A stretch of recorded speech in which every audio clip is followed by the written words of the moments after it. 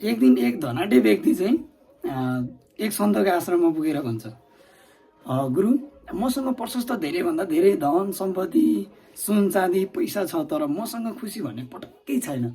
लौ न गुरु, खुसी हुने केही उपाय बताइदिनु पर्यो भनेर भन्छ। अनि धनाढ्य व्यक्तिको यस्तो कुरा सुनिसकेपछि सन्तले भन्छ, ल ठिक छ, म तिमीलाई खुसी हुने उपाय त बताइदिन्छु, तर तिमीले मैले भने बमोजिम गर्नुपर्छ भनेर तिमीले मेरो आश्रममा आउँदा भोलि तिमीसँग भएको धन सम्पत्ति सुन चाँदी पैसा जे छ त्यो सबै एउटा थैलोमा पोको पारेर ल्याउनुपर्छ भन्छ।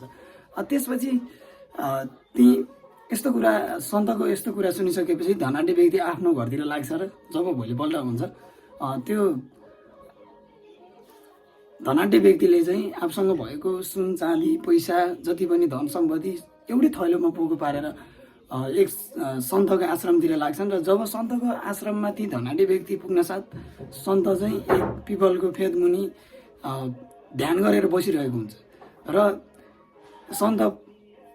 सन्त ध्यान गरेर बसिरहेको हुन्छ र त्यो धनाढ्य व्यक्ति पुगेर भन्छ, ल गुरु, मैले हजुरले भने बमोजिम सबै मसँग भएको धन सम्पत्ति पैसा सुन चाँदी सबै लिएर आएको छु, ल अब मैले के गर्नुपर्छ भन्छ। र ती धनाढ्य व्यक्ति ती सन्तले भन्छ, ल ठिक छ, त्यसो भए त्यो थैलोलाई त्यही भुइँमा राख र तिमी यो रुखको टुप्पोसम्म पुग्नुपर्छ भन्छ। पुग, तिमी पहिले यो रुख चढेर टुप्पोसम्म पुग भन्छ। र ती सन्तले भने बमोजिम धनाढ्य व्यक्तिले ती धनको थैलो चाहिँ फेदमा राख्छ। राखिसकेपछि ऊ रुख चढ्न थाल्छ। जसो तसो रुख बिस्तारै चढ्दै थियो कि टुप्पोमा मात्र के पुग्न लागेको थियो, त्यो सन्तले चाहिँ ती धनको थैलो लिएर टाप कस्छन्। टाप कसिसकेपछि त्यो धनाढ्य व्यक्तिले देख्छ र आफूसँग भरको सम्पत्ति लगिसकेपछि ती धनाढ्य व्यक्ति हतार हतार गर्दै रुखबाट एकदम तल झर्छ।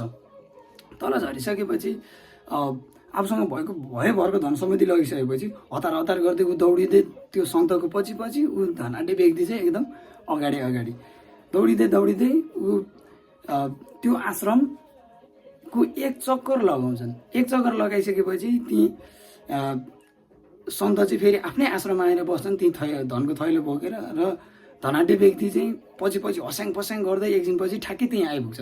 र यसरी उक्त व्यक्ति रुखको फेदमा आइपुग्न साथ ती सन्तले आफ्नो त्यो धनको थैलो सबै ती व्यक्तिलाई हतार हतार गरेर दिन्छन्। र यसरी सन्तको शङ्कास्पद र आश्चर्यजनक व्यवहार देखेर ती धनाढ्य व्यक्ति छक्क पर्छ। र उक्त धनाढ्य व्यक्तिलाई सन्तले सोध्छ, ल भन, तिमीलाई तिम्रै धन पाउँदा कतिको खुसी लागिरहेको छ? त्यो धनाढ्य व्यक्तिले भन्छ, यत्रो गुन्नै लागेको धन पाउँदा किन खुसी नहुनु नि, धेरै खुसी लागिरहेको छ नि भनेर भन्छ। त्यसपछि ती सन्तले भन्छ ती धनाढ्य व्यक्तिलाई, त्यो धन त तिमीसँग पहिले तिमीसँगै भएको धन त दिएको हो नि, मैले तिमीलाई केही थपेर दिएको छैन, तर पनि तिमी खुसी थिएनौ, अहिले त तिमी खुसी भइरहेको छ, मात्र तिमीले आफूसँग भएको धनको महत्त्व बुझ्न नसकेर तिमी खुसी हुन नसकेको त रहेछ नि भनेर सन्तले भन्छ।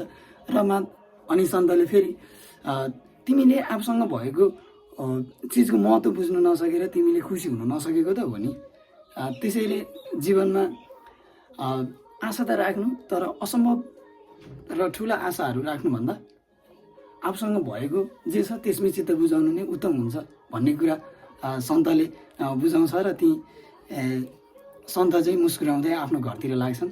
धन्यवाद। स्टोरी कस्तो लाग्यो त्यस्तै प्रतिक्रियासहित लाइक कमेन्ट सेयर गरी सपोर्ट गरिदिनु होला। र आगामी दिनमा पनि यस्तै मोटिभेसनल स्टोरीहरू लिएर म आउने नै छु। हस् त।